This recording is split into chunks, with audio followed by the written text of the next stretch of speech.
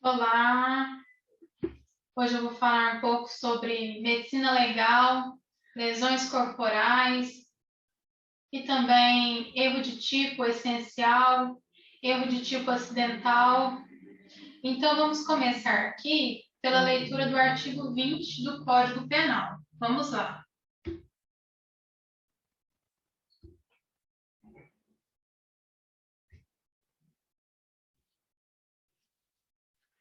Erro sobre elementos do tipo. Artigo 20. O erro sobre elemento constitutivo do tipo legal do crime exclui o dolo, mas permite a punição por crime culposo, se previsto em lei. Visto isso, agora eu vou contar uma história para vocês, e essa história começa em um determinado dia que eu peguei meu carro e decidi acampar em um determinado lugar, que eu acho que era até uma floresta, um lugar puro mato, e chamei para me acompanhar uma amiga minha. Essa amiga aceitou o convite. Quando chegamos lá nesse lugar, montamos uma cabana e decidimos descansar. Eu estava muito cansada, tirei um cochilo e assim que acordei, olhei para o lado e essa amiga minha tinha simplesmente desaparecido.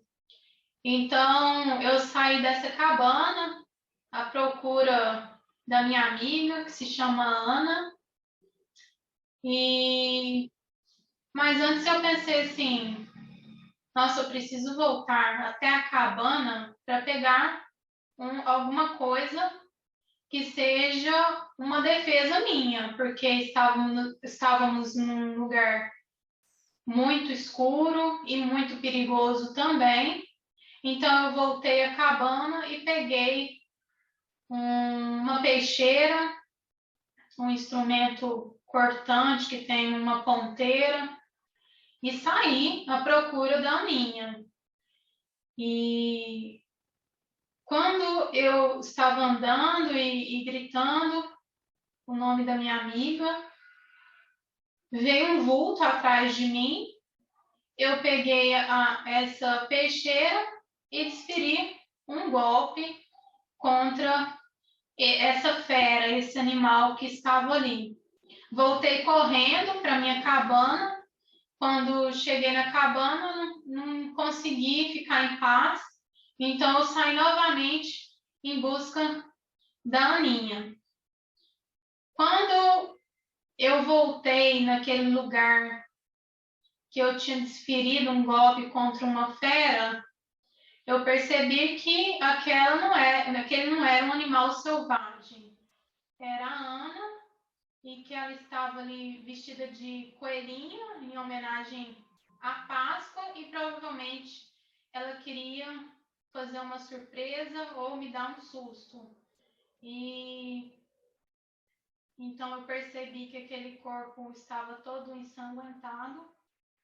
Mesmo assim, eu comecei a arrastá-lo até o carro. Quando chegou no carro, eu decidi ir ao hospital para saber se a Aninha estava mesmo morta. Quando cheguei no hospital, percebi que realmente aquele golpe tinha sido mortal. O corpo da Aninha foi para o IML e eu fui atrás. Quando chegou no IML, eu vi uma amiga minha, que foi a própria perita que periciou aquele corpo. E essa amiga minha, a Rosa, ela me contou um pouco mais o porquê que a Aninha teria vindo a óbito. Então, eu vou mostrar para vocês, porque essa perita utilizou de um argumento que foi um argumento utilizado também pelo doutrinador Genival. Vamos lá para ver o que ele fala sobre essa lesão que, através dela, decorreu o óbito de Aninha. ele fala o seguinte, que a perita falou que eram lesões pérfuro-cortantes e utilizou do seguinte argumento, que as lesões pérfuro-cortantes são provocadas por instrumentos de ponta e gume, atuando por um mecanismo misto. Penetram perfurando com a ponta e cortam com a borda afiada os planos superficiais e profundos do corpo da vítima. Agem, portanto, por pressão e por secção. Então, vamos aqui entender um pouco mais sobre essa definição. A gente sabe que existem inúmeros agentes mecânicos de ação e que eles podem causar uma determinada lesão. Mas primeiro eu preciso ver como que é a atuação desses agentes mecânicos. Vamos lá. O agente mecânico, ele pode ter uma ação por pressão perfurante, por pressão e deslizamento, que é o caso dessa borda, que é cortante, mas que também é necessária uma pressão para que ela deslize e faça o corte. Então, é uma pressão e deslizamento, a atuação desse tipo de instrumento, gerando, assim, um instrumento cortante. E também por choque, acompanhado ou não de deslizamento, que seria um instrumento contundente. Agora vamos ver aqui. Um prego. Não vamos considerar um martelo, vamos considerar apenas o prego. Esse prego, para que ele faça uma lesão em um determinado corpo, ele atua por qual tipo de ação? Ele atua por pressão, é um instrumento, portanto, perfurante. Pressão e deslizamento, ele tem uma base, um gume deslizante? Não, ele não tem um gume deslizante. Se eu pegar um prego e deslizar ele pela parede, não é essa a atuação de um prego. O prego, ele atua por pressão, portanto, ele é perfurante. Ele atua por choque. Se eu pegar um prego e dar uma marretada no prego, ele provavelmente vai levar, inclusive, os meus dedos, né? Então, não é essa a atuação de um prego, não é uma atuação por choque contundente, é uma atuação por pressão perfurante. Agora, isso é um furador de gelo.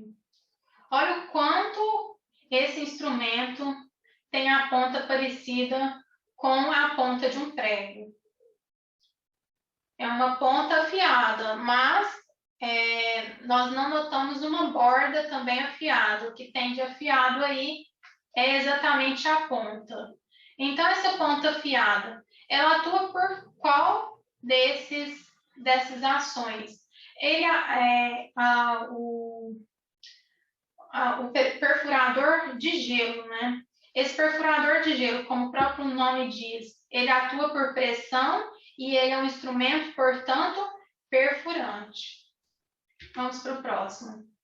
O próximo é essa folha de papel. Quem nunca pegou uma folha de papel bastante afiada em suas bordas e acabou deslizando essa borda afiada sobre a pele, sobre o corpo e provocou, assim, uma lesão. Então, esse instrumento, ele atua por pressão? Não. Tem que ter muito, muito pouco pressão, ele não é um instrumento perfurante.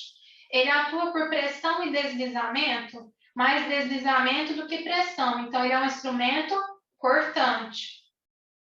Ele atua por choque? Nem pensar. Quando eu falo em choque, eu lembro do quê? Eu lembro de uma marreta. Então, a marreta, por precisar de uma pressão estrondosa, por não ter nenhuma ponta e nenhum gume cortante, é necessário uma pressão muito grande. Então, uma folha sulfite, eu não preciso de uma pressão tão grande assim. mas eu preciso de uma leve pressão. Então, atua por pressão e deslizamento, sendo, portanto, um instrumento cortante. Olha essa peixeira. Vamos lembrar lá do meu exemplo, que eu estava utilizando nesse exemplo fictício, lógico, exatamente uma peixeira. Vamos pensar nessa peixeira. Ela tem uma ponteira. Ela pode atuar a partir de uma perfuração. Então, ela é um instrumento de pressão. Se eu pegar e colocar força na ponteira para eu lesionar um corpo, ela acaba sendo também perfurante. Mas ela é somente perfurante? Vamos olhar o gume dela. O gume é a base. Olha esse gume. É deslizante também, não é? Então, temos um instrumento de pressão perfurante e também de pressão e deslizante. Mas aqui vamos falar, então, se é de pressão e deslizante, que é um instrumento cortante. Certinho? Vamos para o próximo. Olha essa marreta. Essa marreta é um instrumento de pressão? É um instrumento de pressão. Mas vamos olhar a ponta dessa marreta. É uma ponta que exige uma força estrondosa. Então, é uma força de choque. Então, não serve ser um instrumento de ação perfurante. Por quê? Porque é uma pressão de choque. Temos, então, aqui uma figura que mais se adequa ao instrumento, que é um instrumento de choque, e que, nesse caso dessa marreta, não é acompanhado de deslizamento, mas por ser uma ferramenta de choque, um instrumento de choque, nós vamos dizer que esse instrumento é um instrumento perfurante? Não. É um instrumento cortante? Também não. É um instrumento contundente. Vamos lá? Agora vamos para a parte de olhar para essa ponta. Essa ponteira dessa peixeira. Ela é uma ponta cônica? Tudo isso vai ser verificado na perícia, no caso lá da Aninha, que eu contei a história. Por quê? Porque para eu saber como que foi aquela lesão e a partir daquela lesão eu entender quais são os instrumentos que eu preciso verificar que é necessário também fazer uma perícia nesses instrumentos, eu preciso saber quais são esses instrumentos. E, através das lesões, eu posso entender qual é a figura, a configuração desses instrumentos. Então, essa figura, dessa configuração dessa peixeira, é uma figura cônica? Olha o quanto que isso aqui parece a ponta de um prego. Não é cônico. É reto? Também não. Olha a ponta dele.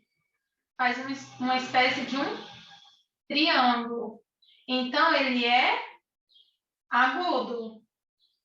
Agudo. Vamos para a enxada e o facão. Vamos olhar a ponta. A ponta é cônica? Não. A ponta também não é aguda, como na peixeira. Ela é uma ponta obtusa. A enxada também tem uma ponta aqui. Vamos para o próximo. O tipo da ponta do prego é uma ponta cônica. Percebe? Agora os tipos de instrumentos, né? Aqui tem alguns exemplos. São instrumentos que geram determinadas lesões. Quando o instrumento for perfurante, a lesão vai ser chamada de punctória. Essa vai ser o nome da lesão, que vai produzir um determinado tipo de lesão. E essa lesão, ela é chamada de punctória.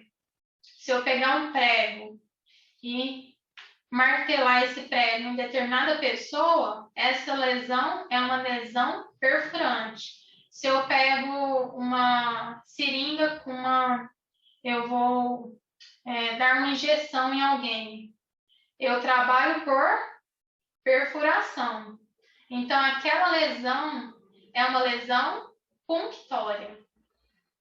Quando eu pego um instrumento que tem uma base, um gume, que é cortante, por exemplo, navalha, gilete, a própria folha sulfite, quando faz aquele corte, gera uma lesão que eu vou chamar essa lesão de lesão incisa. Quando o golpe é um golpe contundente, aquele que gera um choque, quando eu pego uma marreta e dou uma marretada em uma pessoa, eu chamo essa lesão de lesão contusa. Então, se eu pego as mãos, por exemplo, que não é um instrumento de gume, de borda, e eu dou um soco em uma pessoa, eu provoco uma lesão contusa. Se eu dou uma tijolada em uma pessoa, eu provoco uma lesão contusa. Agora aqui. Esse instrumento, não vamos considerar o martelo, vamos considerar apenas o prego. Esse prego que está provocando uma lesão, nós percebemos que ele não tem um gume, ele não tem uma borda cortante. Ele age pela parte da ponta, da ponteira dele. Então, se ele é um instrumento perfurante, como que vai ser chamada a lesão provocada por esse instrumento? Punctória. Isso é um perfurador de gelo. Como o próprio nome diz, ele também não tem gume, ele não tem borda cortante, ele é um instrumento perfurante. Então, se eu pego esse perfurador de gelo e faço uma lesão por meio de uma pressão em uma pessoa, eu provoco uma lesão punctória. Essa é a folha sulfite. Quando eu pego a folha sulfite e passo ela sobre a superfície da minha mão, e essa folha tem uma base, uma borda cortante, eu vou falar que essa lesão provocada na minha mão, que é o exemplo, é uma lesão, olha aí, cortante, instrumento, lesão incisa. Agora vamos para o meu exemplo. O meu exemplo é o exemplo da peixeira. Peguei uma peixeira e saí pela floresta em busca da Aninha, mas a Aninha estava vestida de coelhinha.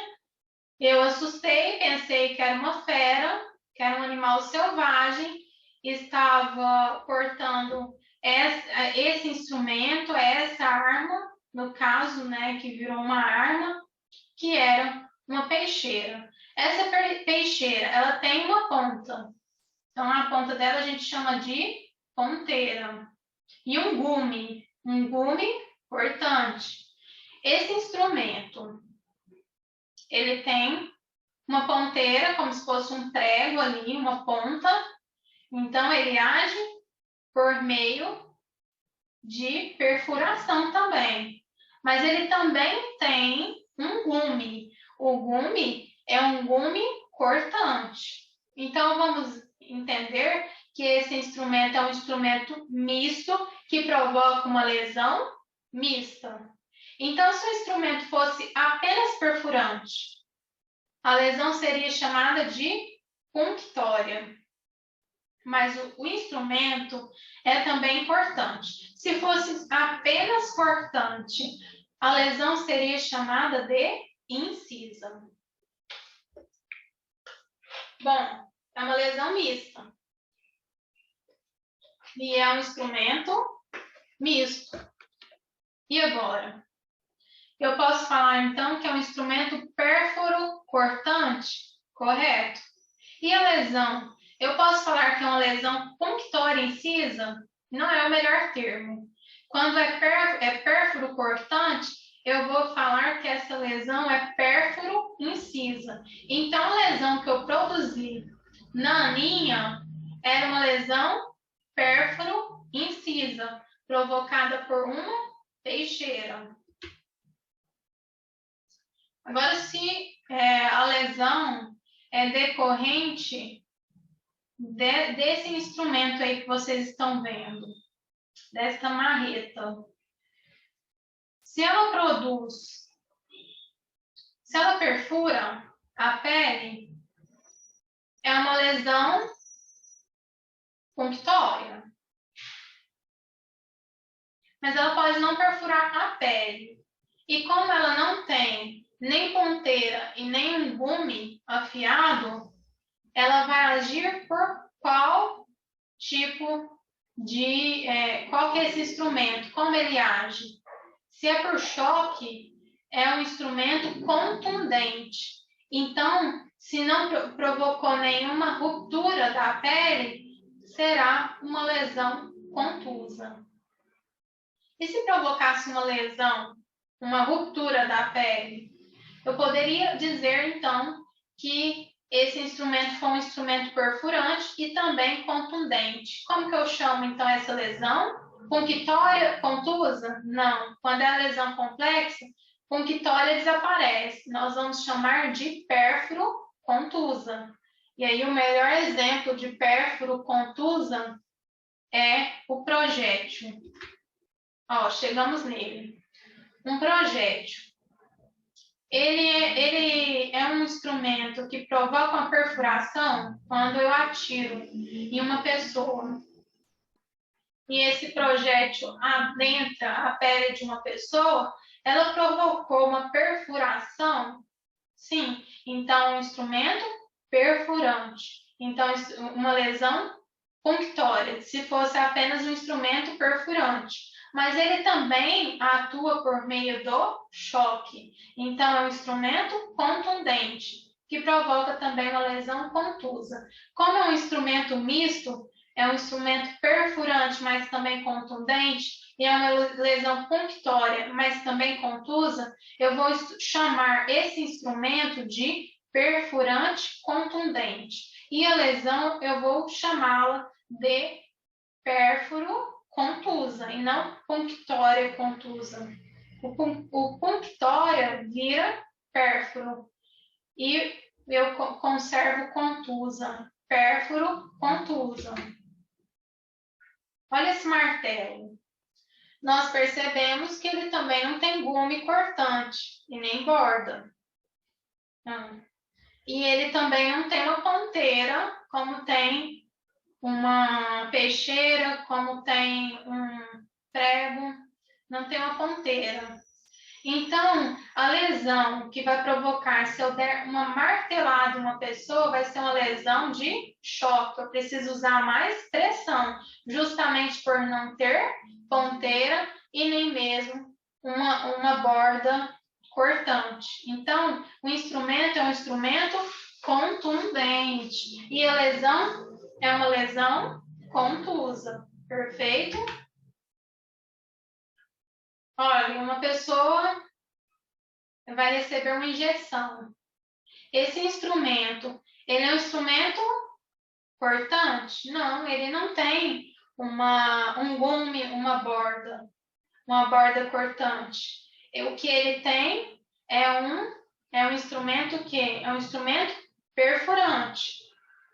Então, esse instrumento perfurante provoca uma lesão. Qual que é a lesão que a gente vai ficar no braço?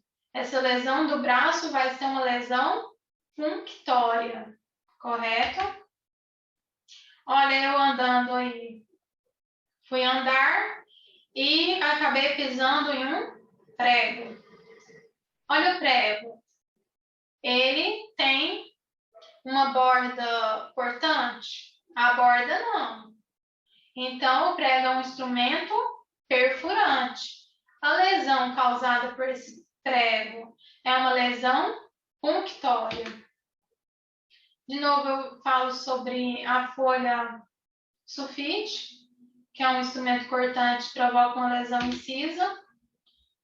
Esse instrumento é um instrumento contundente, que é uma enxada, e provoca uma lesão contusa.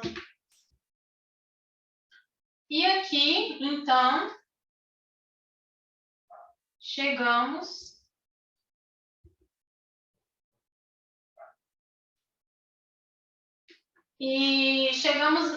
na seguinte conclusão. Os modos de ação se associam aos tipos de lesão. Quando são mistas, são pérfuro-cortantes, faca, canivete, espada, punhal, estilete, peixeira, corte contundente, machado, guilhotina, enxada, facão, foice, os próprios dentes. A gente vai ver que os dentes têm uma base e essa base é uma base cortante. Então, quando eu dou uma mordida em uma pessoa, eu chamo essa lesão de corte contundente, porque precisa de muita pressão e é uma lesão cortante. Agora, quando é pérfuro contundente, eu vou lembrar de quê? Do projétil de arma de fogo, que tem uma ponta e que atua também por um choque, é uma pressão muito grande, e a ponta de grade de ferro, que também é necessário esse choque para perfurar. Por isso, pérfuro contundente perfura através de uma pressão muito grande, um choque. A ponteira do guarda-chuva também é a mesma coisa. E lacero contundente são aqueles acidentes, por exemplo, quando um trem passa em cima de uma pessoa ou um automóvel.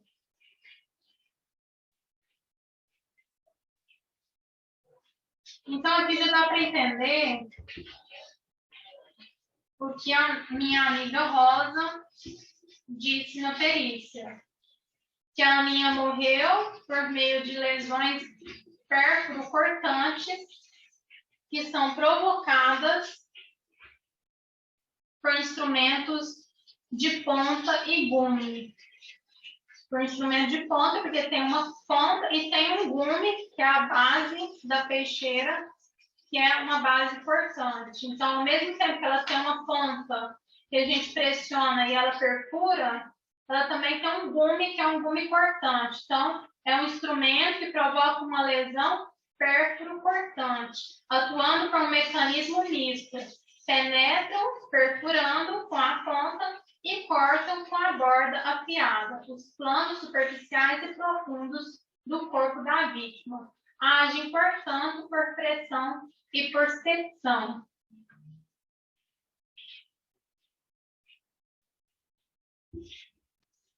Então, voltando aqui no exemplo, quando eu estava no IML, eu olhei para trás e avistei 2 policiais.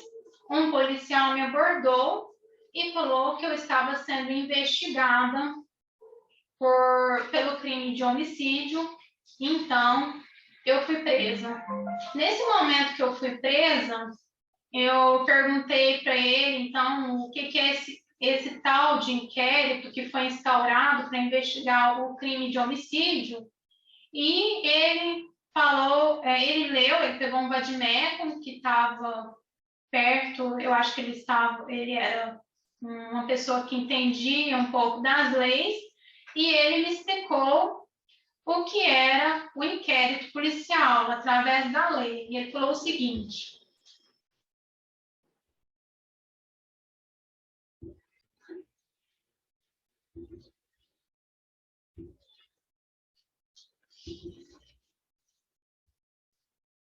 Título 2 do inquérito policial, artigo 4º.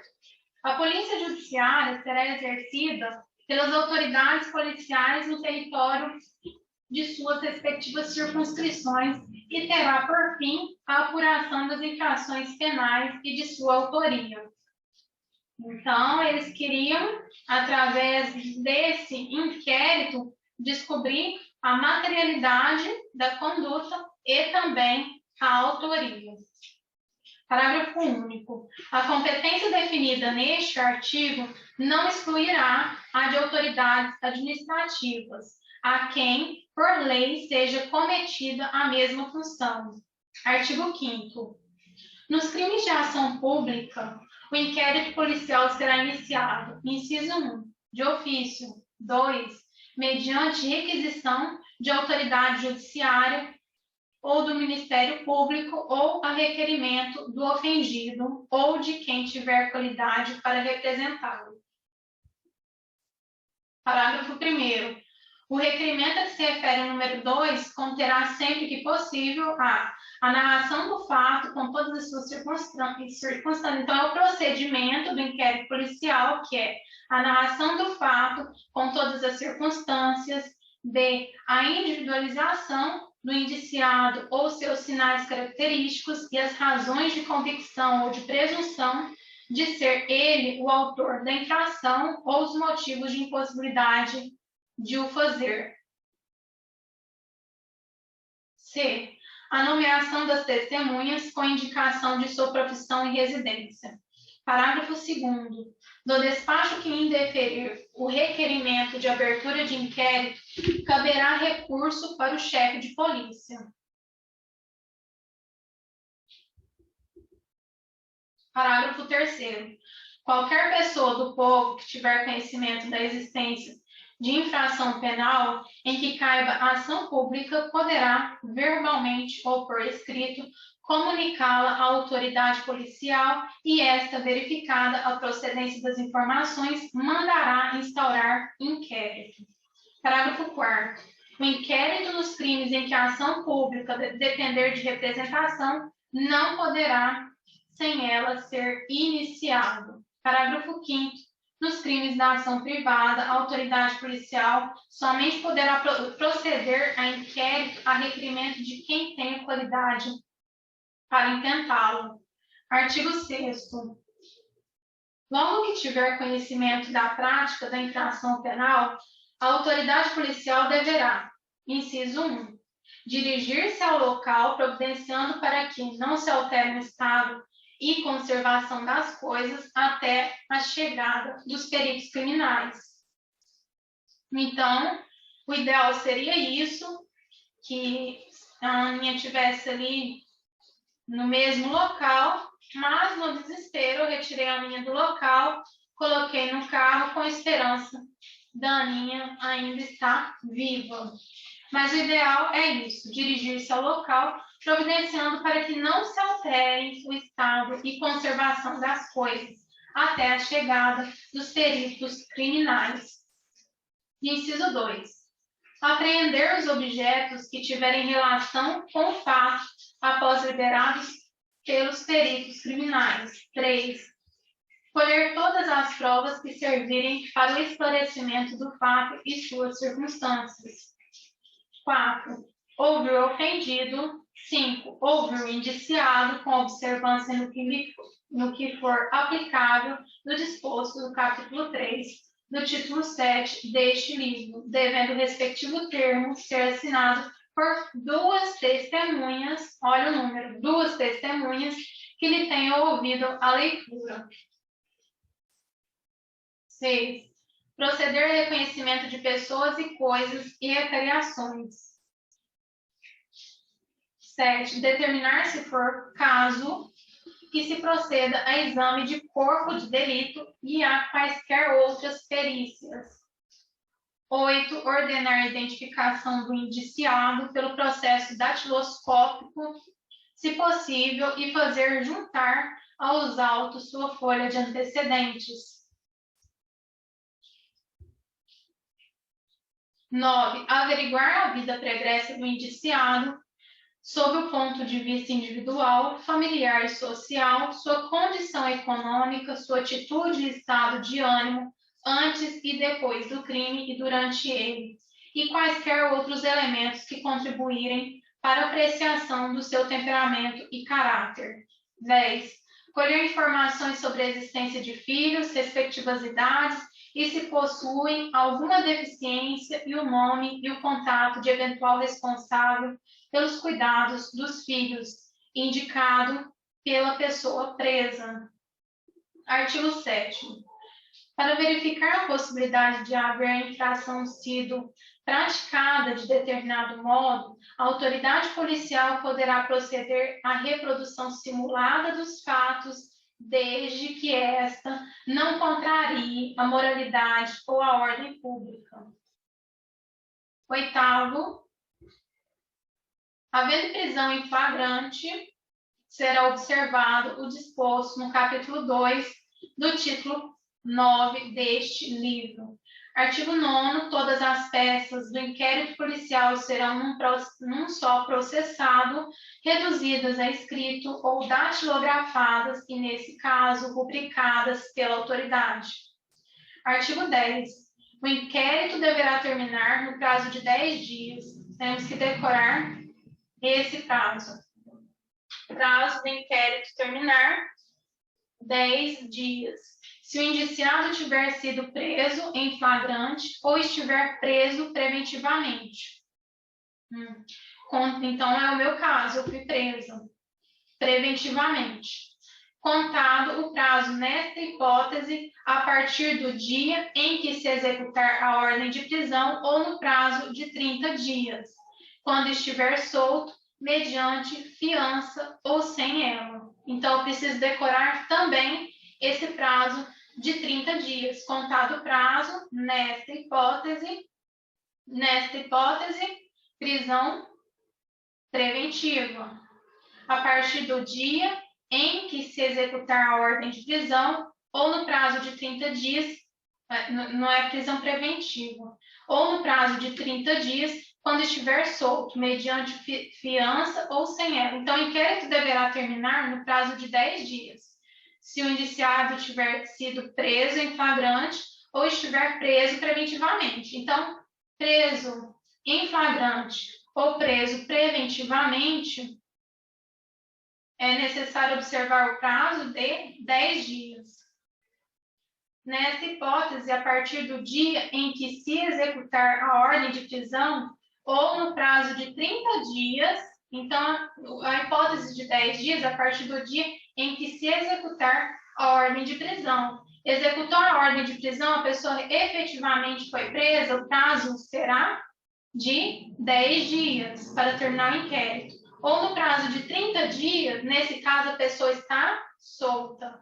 Então, 30 dias quando estiver solta mediante fiança ou sem ela. Então, o prazo da pessoa solta é um prazo dilatado. O prazo da pessoa presa, seja presa em flagrante delito, seja presa preventivamente, é um prazo menor, 10 dias.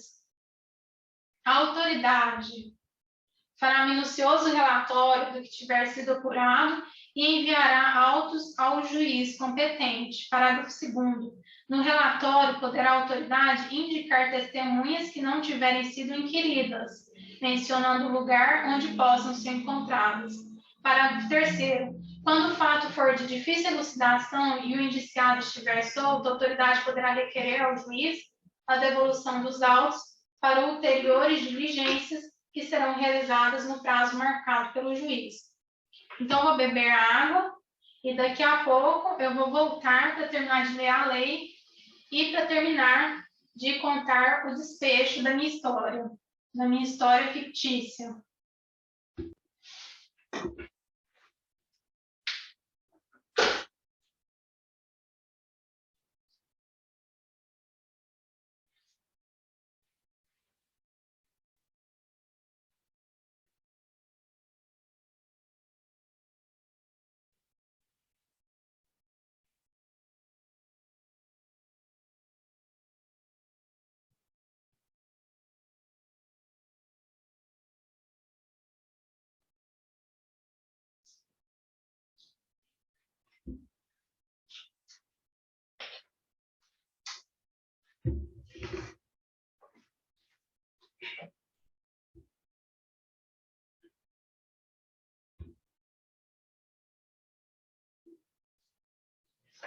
Vamos aqui, parágrafo 1º. A autoridade fará minucioso relatório do que tiver sido apurado e enviará autos ao juiz competente. Parágrafo 2º.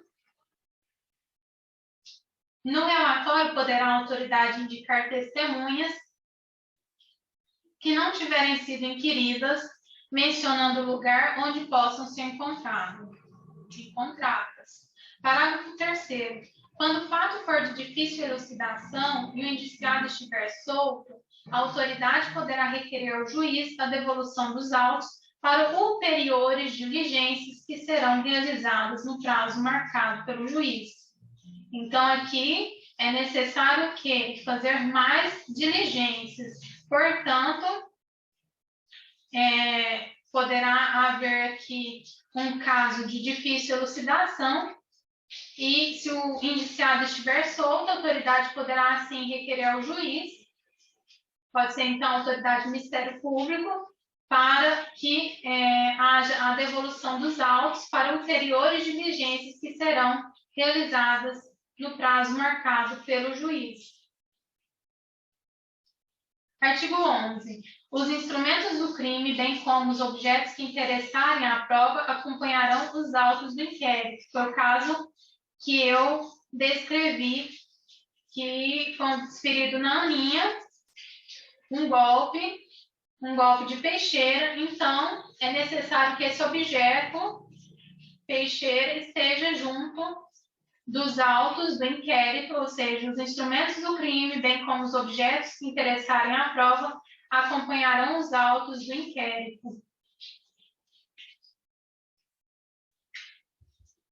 Artigo 12. O inquérito policial acompanhará a denúncia ou queixa, sempre que servir de base a uma ou outra. Artigo 13. Incumbirá ainda a autoridade policial, inciso 1,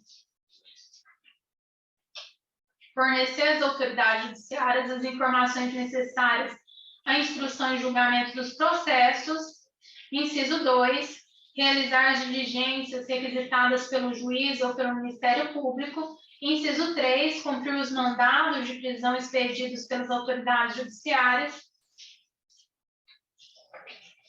4, representar acerca da prisão preventiva. Vem o artigo 13A.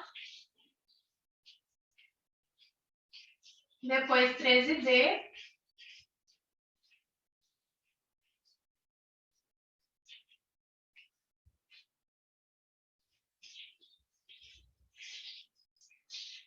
Então, vem todo o procedimento do inquérito policial. E voltando aqui ao assunto da história, então eu fui presa, no caso que eu falei para vocês, em que eu desferi um golpe de peixeira na Aninha, pensando que se tratava ali de uma fera, de um animal selvagem. Estando ali presa, eu pude ter acesso à defensora pública, que me atendeu muito bem, e ela me falou o seguinte, no meu caso, eu vou passar para vocês aqui.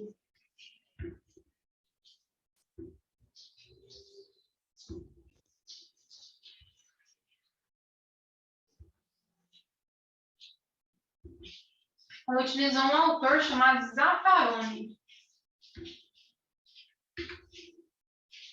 Ela falou o seguinte, que eu teria errado e que o meu erro de acreditar e a minha percepção que eu estava matando uma fera, um animal selvagem, seria para o direito um erro de tipo. E aí eu perguntei para a defensora pública o que é um erro de tipo, e ela utilizou deste autor Zaffaroni e me falou o seguinte, que erro de tipo é o fenômeno que determina a ausência de dolo quando, havendo uma tipicidade objetiva, falta ou é falso o conhecimento dos elementos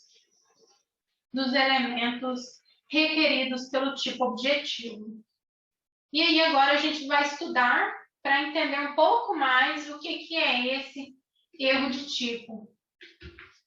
Primeiro eu vou falar do erro de tipo essencial, que foi aquele erro que aconteceu nessa história que eu contei, e depois eu vou falar dos erros de tipo acessórios. Então, vamos lá. Erro de tipo essencial. Foi feita uma perícia e houve, então, um erro de tipo essencial. E o que é um erro de tipo essencial? Essencial na modalidade erro de tipo chamado de erro de tipo essencial. Então, vamos lá.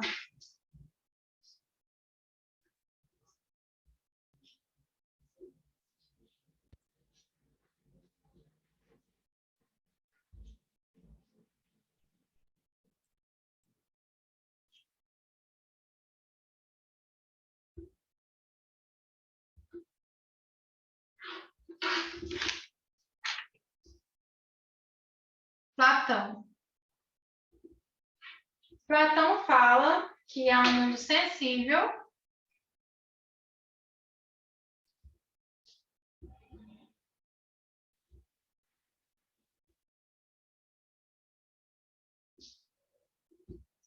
nesse mundo sensível, a gente tem acesso a uma realidade com a qual nos defrontamos diariamente. No caso, essa realidade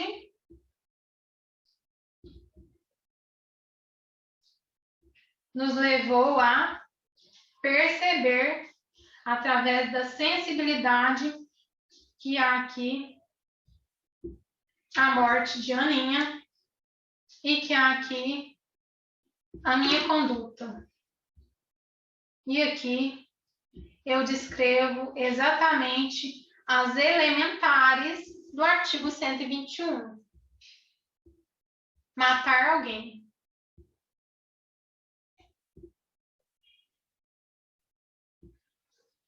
Aninha estava aqui vestida de coelhinho, mas ela não era uma coelhinha, ela era porque morreu uma pessoa. Então, no mundo sensível da realidade, quando o perito chega aqui, ele vai perceber que um corpo morto. E através da minha peixeira, aqui na minha mão a peixeira,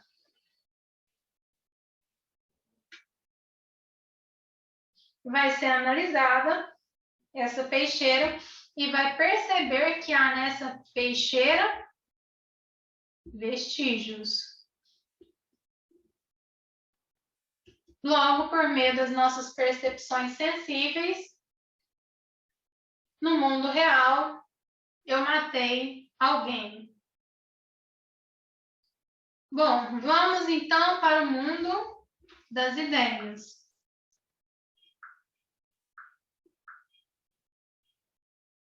O mundo inteligível, o mundo das ideias.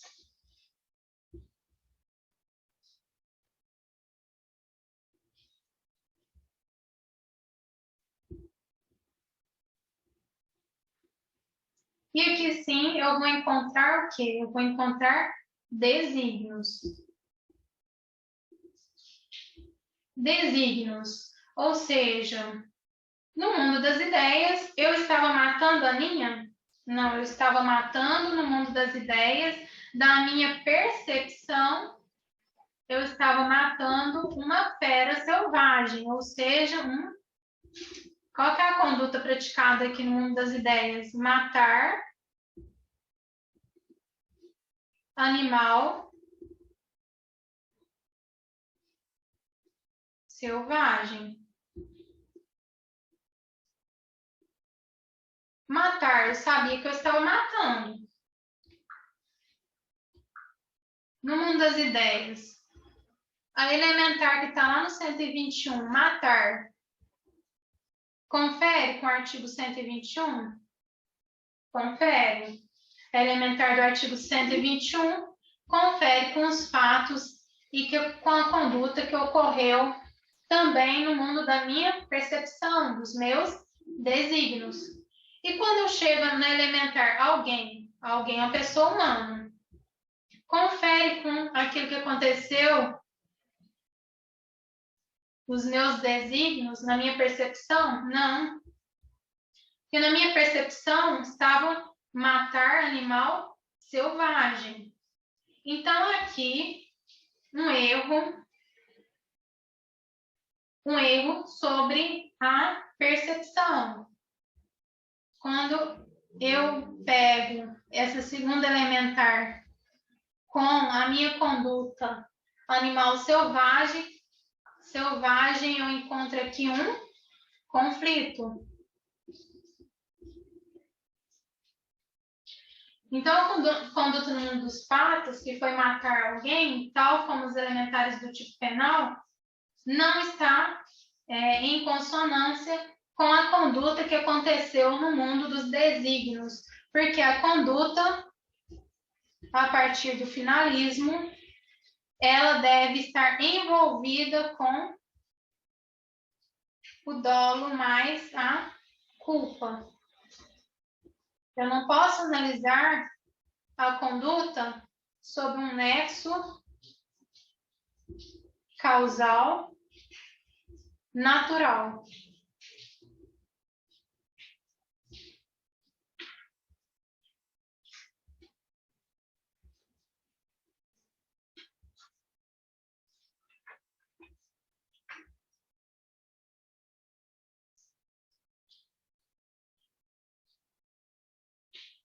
Então, sob a racionalidade do poder punitivo, a racionalidade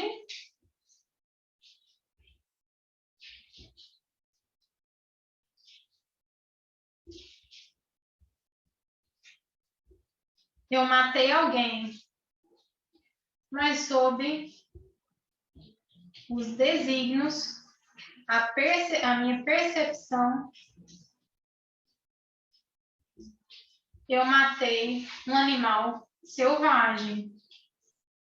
Aqui, quando eu vou fazer a subsunção do fato à norma, eu posso considerar somente o mundo da racionalidade ou eu devo considerar esse mundo em que está presente os desígnios, esse mundo em que está presente o meu aspecto psíquico espiritual?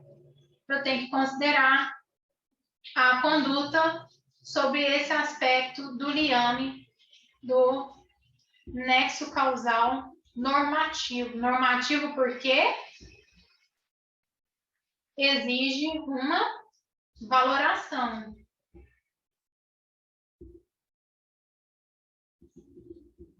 Nexo causal normativo. E aí, então, a lei fala que nos dois tipos de erro de tipo, excluirá o quê? Excluirá o dolo, tanto no erro de tipo excusável, quanto no erro de tipo inexcusável. Quer dizer, de acordo com o homem médio, qualquer pessoa no meu lugar, ele faria o que eu fiz? Sim. Então, afasta o quê? Tanto o dolo quanto a culpa, excluindo assim o erro, excluindo assim a tipicidade. Por quê? Porque aí não haverá a subsunção do fato com a norma, não haverá essa subsunção.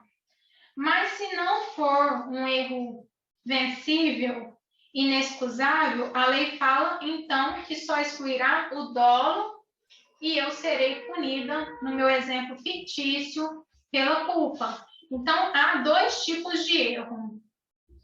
Erro de tipo.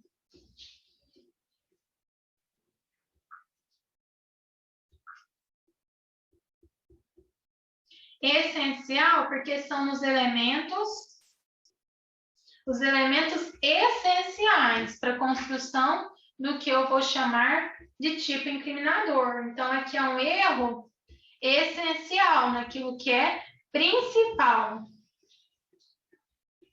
Porque se não for essencial, eu não vou falar que afastará o dolo e nem a culpa, a depender do caso que posteriormente nós vamos estudar. Então, erro de tipo, ele pode ser um erro de tipo excusável.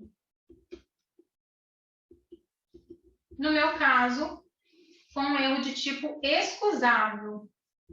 Por quê? Era invencível. Eu estava ali num ambiente de penumbra, a Aninha estava vestida de coelhinha, eu olhei aquele vulto e logo pensei que estava ali de frente a uma fera, uma onça, eu não entendi bem, achei até que fosse um leão.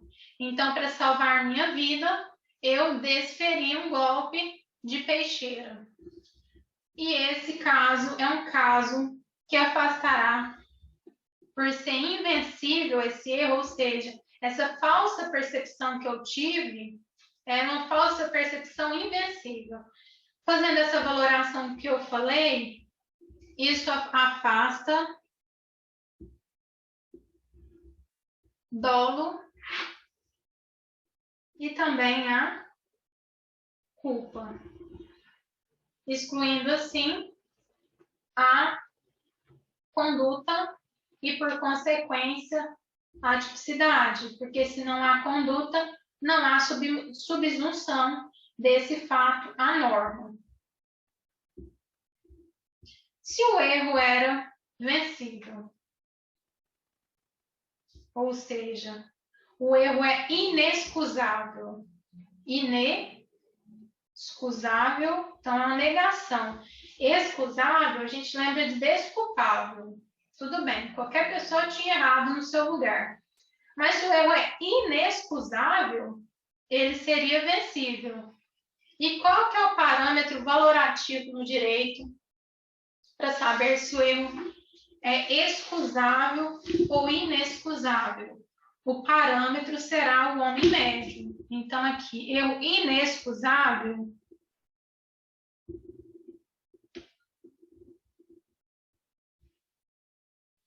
é um erro vencível.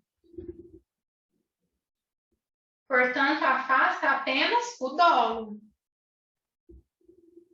Afasta apenas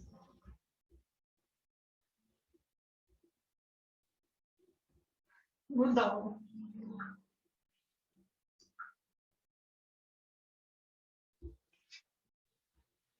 Afasta apenas o dolo.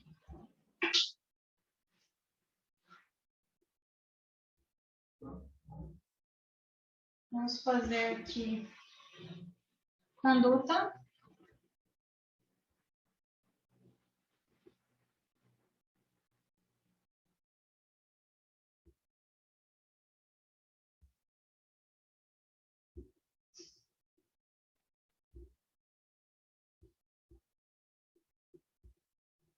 Matar alguém.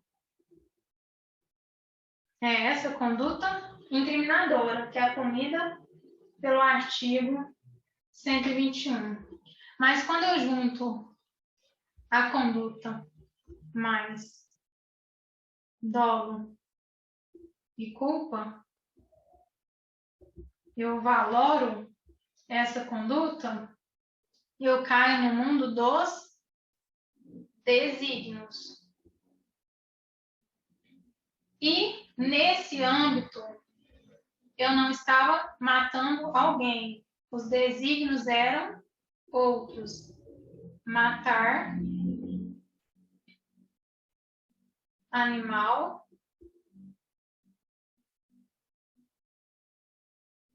matar animal selvagem.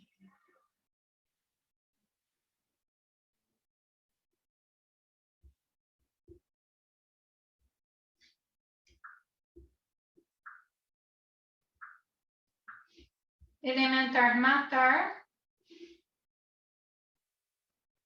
em equilíbrio com o fato matar. Elementar, alguém em conflito com o fato presente nos meus desígnios.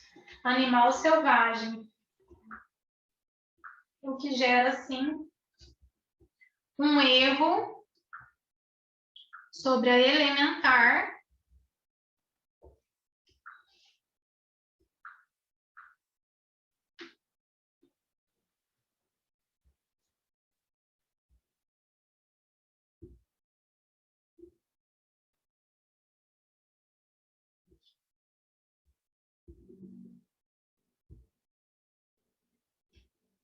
do tipo penal.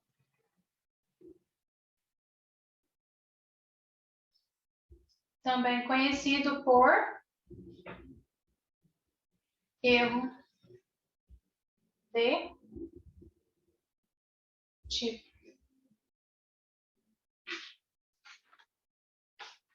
Agora, vamos para as elementares, ou melhor, para o erro de tipo acidental. Esse é o erro de tipo essencial. Vamos voltar lá na lei e fazer mais uma leitura do erro de tipo que acabamos de comentar.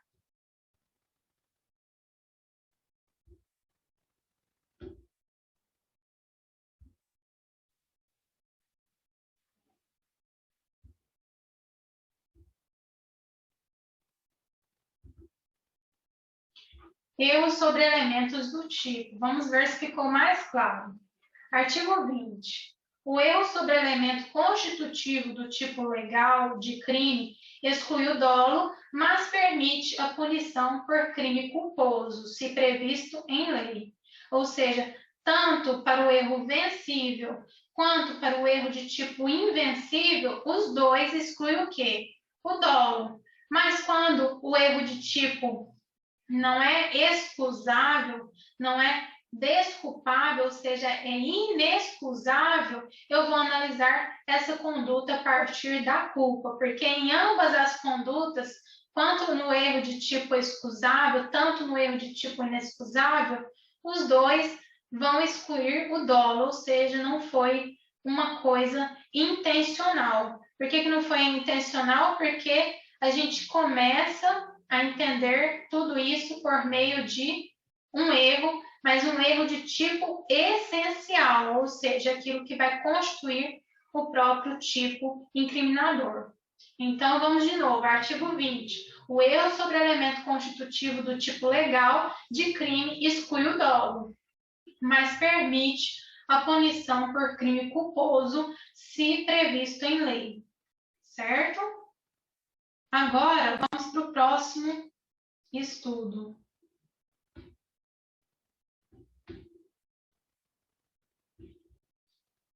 O próximo estudo será erro de tipo acidental.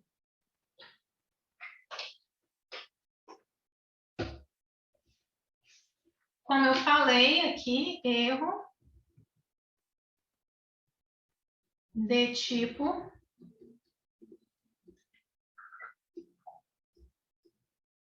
acidental.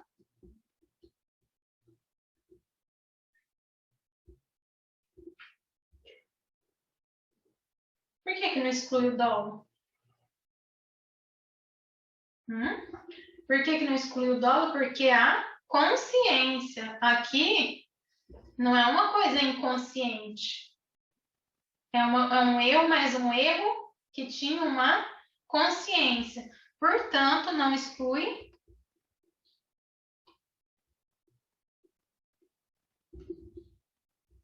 dolo, nem mesmo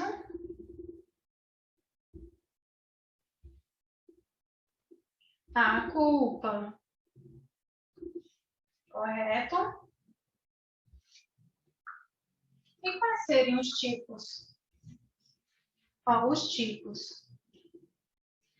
Erro sobre a pessoa,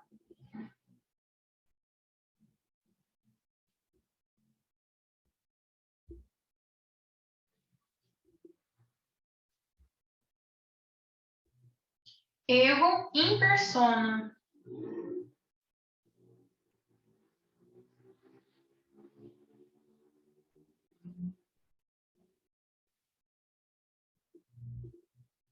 In persona, eu pego esse P aqui, porque in persona, porque eu estava em erro sobre a identidade de uma pessoa.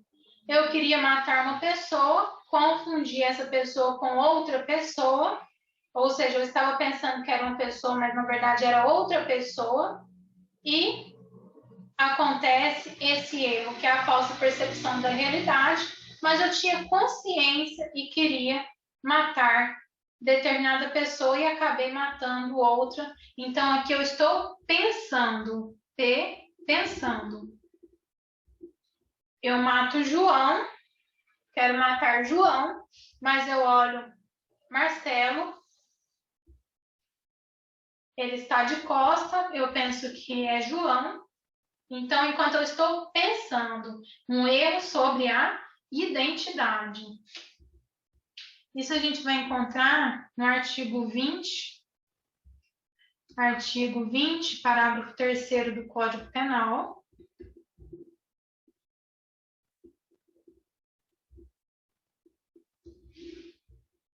Próximo tipo de erro acidental, vou colocar só os que mais caem. Erro sobre a pessoa.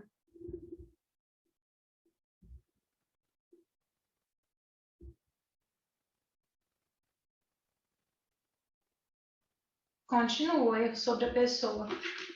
Mas em qual modalidade? Aberratio ictus.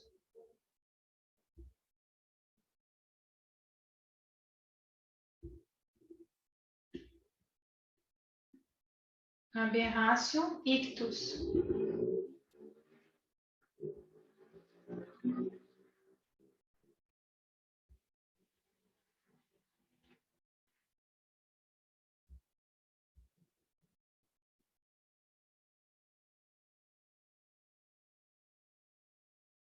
O próximo aqui que a gente vai estudar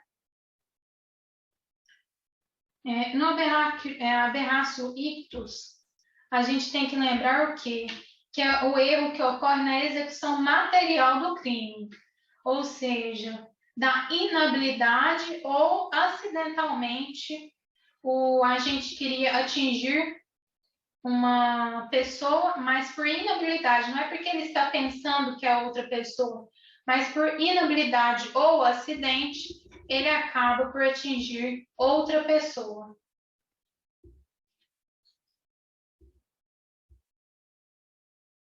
Então, vamos colocar assim, aqui, inabilidade.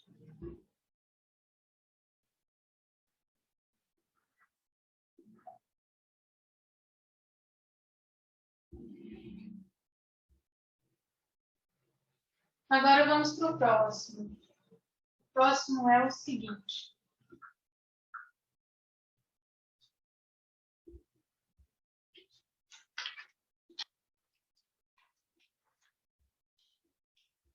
Resultado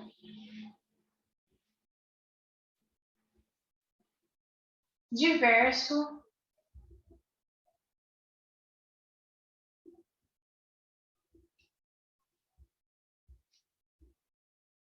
do pretendido.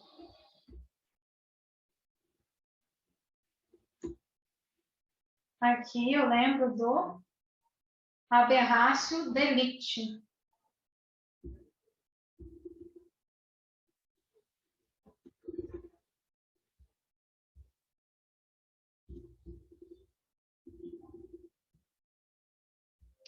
Ou também chamado de aberratio criminis.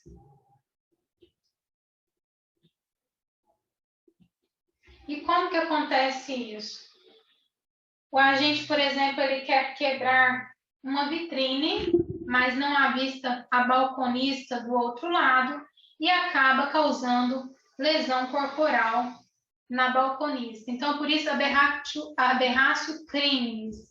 Por quê? Porque ele queria cometer um crime de dano, mas acaba cometendo um crime de também lesão corporal. Aqui a gente fala de um crime que há concurso formal, portanto, a gente tem que ler o artigo 74 do Código Penal e também o artigo 73, no caso de aberratio ictus. Agora, para fixar isso, eu escolhi aqui para vocês alguns exemplos que a gente vai falar o que é. Mas são exemplos não de erro de tipo acidental, erro de tipo essencial, e sim de erro de tipo acidental. Então, vamos lá para ver se a gente realmente consegue falar o que é um tipo de erro e o que é outro tipo de erro. Por exemplo, erro in persona, aberratio ictus, aberratio delicti. Vamos treinar isso.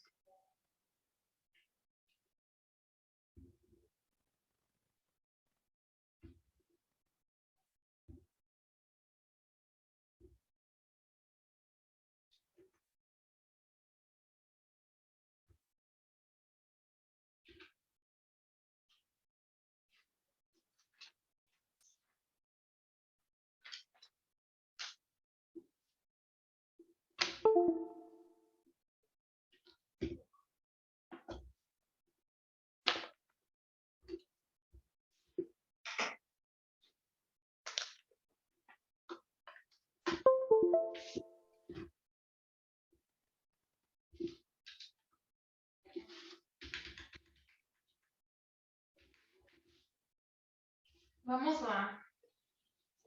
Primeiro exemplo. A quer assassinar seu pai B, mas acaba o confundindo com C e mata C achando ser seu pai. Então, quando eu falo de pensando, eu estou pensando que é determinada pessoa e não é determinada pessoa. Qual que é esse erro?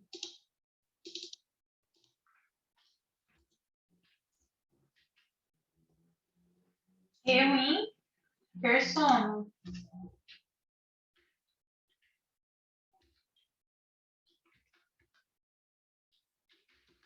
Então, esse é o erro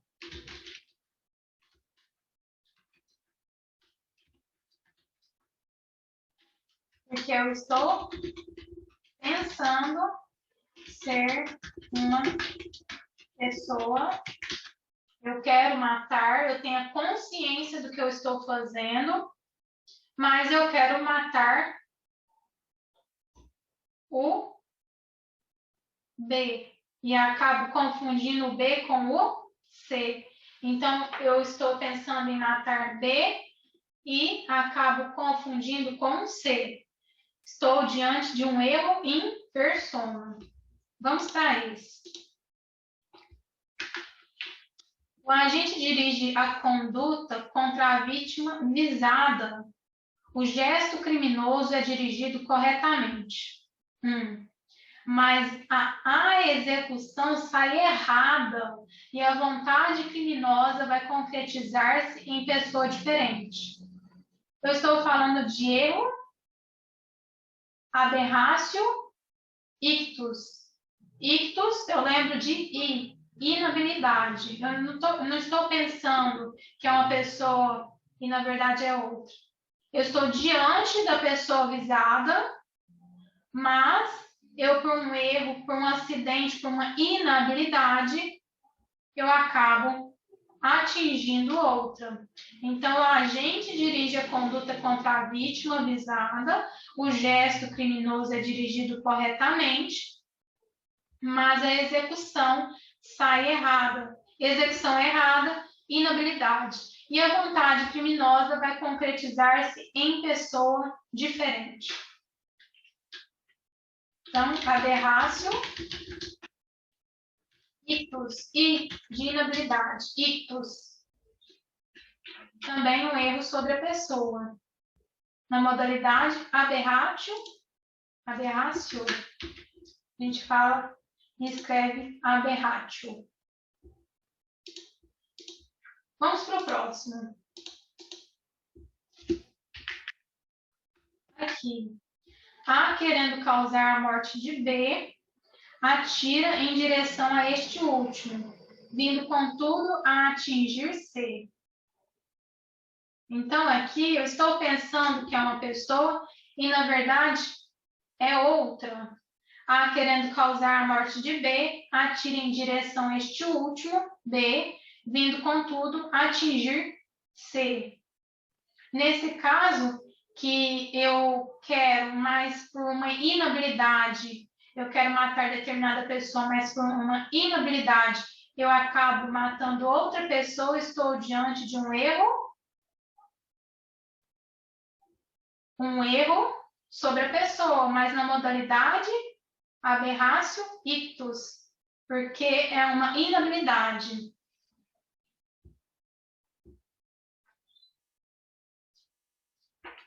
Então, aberratio ictus.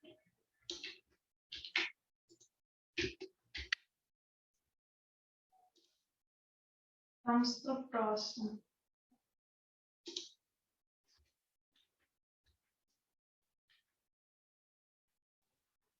Regina dá à luz seu primeiro filho, Davi. Logo após realizado o parto, ela, sob influência do estado puerperal, comparece ao berçário da maternidade no intuito de matar Davi.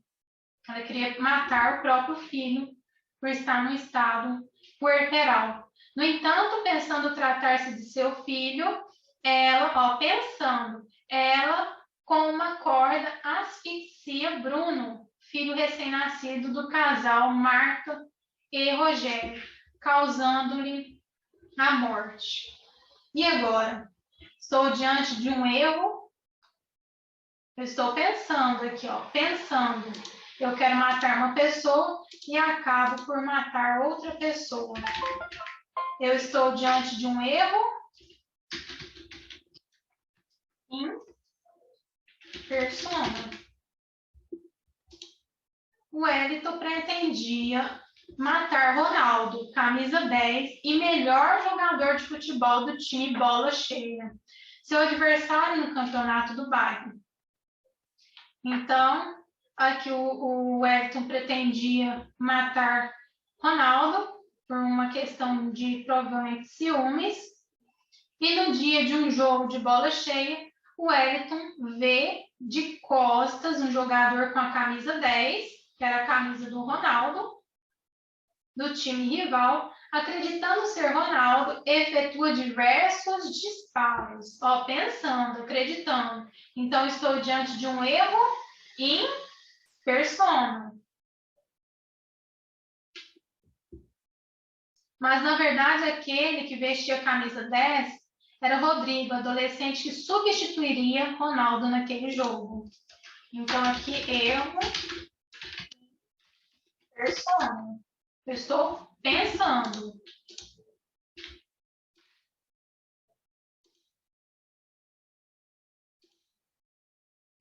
Pedro e Paulo bebiam em um bar da cidade, quando teve início uma discussão sobre futebol.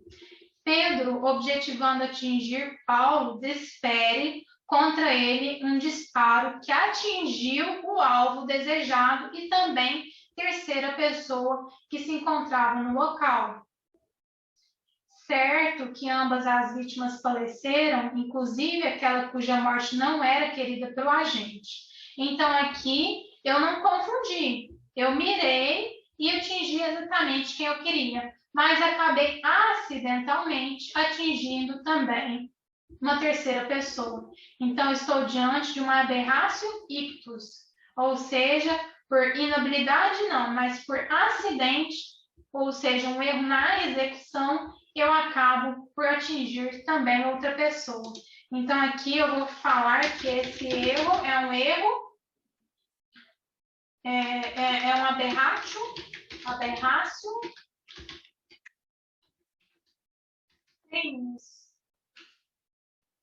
ictus, aliás. É um aberratio ictus. Ictus a gente lembra de inabilidade, mas também lembramos de um acidente. Eu miro, acerto onde eu quero mirar, ou eu miro e não acerto onde eu quero mirar. Tudo no âmbito da execução. Então, é uma inabilidade. Ictus, eu lembro de inabilidade, e eu lembro também de alguma questão acidental que pode acontecer.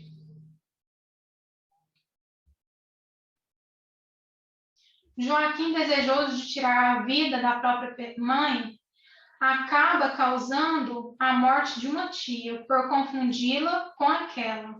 Então, aqui é uma confusão. Ele está pensando que vai matar uma determinada pessoa e, na verdade, ele erra na identidade. Então, aqui é um erro em persona. Ele está pensando. Em um domingo à noite, João saiu para matar Jorge, seu inimigo. Invadiu a casa deste e atirou em sua cama, mas acabou matando o irmão de Jorge, que estava hospedado na casa. Então, ele invadiu a casa deste e atirou em sua cama, mas acabou matando o irmão de Jorge, que estava hospedado na casa. Então, ele aqui ficou um pouco obscuro, tem que saber o quê? Se ele foi uma inabilidade e por acidente ele acaba matando o irmão de Jorge, ou seja, um erro acidental, ou se foi um erro em persona, ou seja, ele se confunde.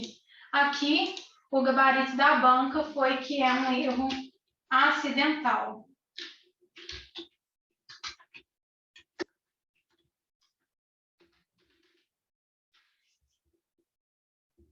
A gente quer atingir um bem jurídico e ofende outro. Então, ele quer, por exemplo, provocar um dano, quebrar uma janela, mas acaba com a pedrada atingindo um terceiro. Então, ele quer atingir um bem jurídico, patrimônio, e acaba atingindo um bem jurídico, integridade corporal. Então, aqui estamos diante de um resultado diverso do pretendido.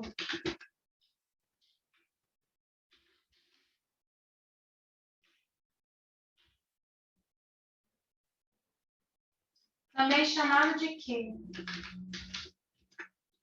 Aberratio delicti ou aberratio crimes. Vamos aqui para o próximo. Bernardo, em 31 de dezembro de 2008, com a intenção de causar dano à loja de Bruno, seu inimigo, arremessou uma pedra na direção de uma janela com mosaico, que tinha um valor significativo de mercado. Ocorre que, no momento da execução do crime, Bernardo errou o arremesso e a pedra acabou por atingir Joana, funcionária que passava em frente à loja e que não tinha sido percebida, causando-lhe lesões corporais que a impossibilitaram de trabalhar por 50 dias. Então, ele queria provocar um dano e acabou atingindo a integridade corporal de Joana. Então, é um erro que é chamado de resultado diverso, um erro na modalidade erro acidental, resultado diverso do pretendido.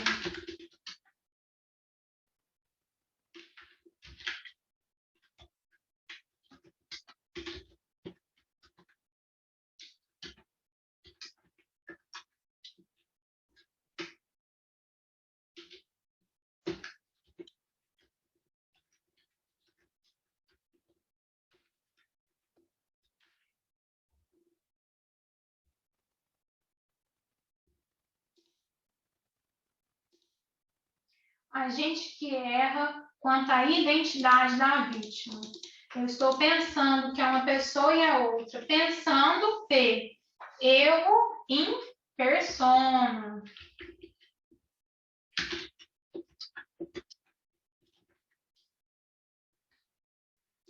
O agente está vendo com certeza Caio e atira nele, errando o tiro que atinge Mévio.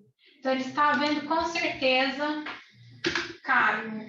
Então, ele não está pensando que é outra pessoa, porque é com certeza. Mas ele atira em Caio e, por inabilidade, esse tiro acerta Melvio. Então, nesse caso, inabilidade, eu vou lembrar de aberrácio, ictus, e inabilidade, ictus. Aberrácio, ictus. Vamos ver se tem mais. Esse que ficou pela banca como erro acidental, que seria um gênero, eu acho, olha só, em domingo à noite, João saiu para matar Jorge, seu inimigo. Invadiu a casa deste e atirou em sua cama. Quer dizer, ele está crente que vai matar Jorge, porque ele vai até a cama do Jorge. Então, ele confunde o quê? Ele confunde a identidade, mas acabou matando o irmão de Jorge, que estava hospedado na casa. Então, foi uma aberratio ictus, um erro na execução? Não, porque ele não mirou com certeza olhando para Jorge. Ele viu uma determinada pessoa deitada e, acreditando ser o Jorge, ele então atirou. Nesse caso, ele está pensando ser o Jorge, mas efetivamente não é, é o irmão do Jorge. Então, se ele está pensando, seria um erro em persona, mas a banca não considerou erro em persona, considerou sim esse gênero, que é um erro acidental. Então, eu acredito que não tenha mais nenhum outro exemplo. É isso, eu espero que vocês tenham gostado e até mais.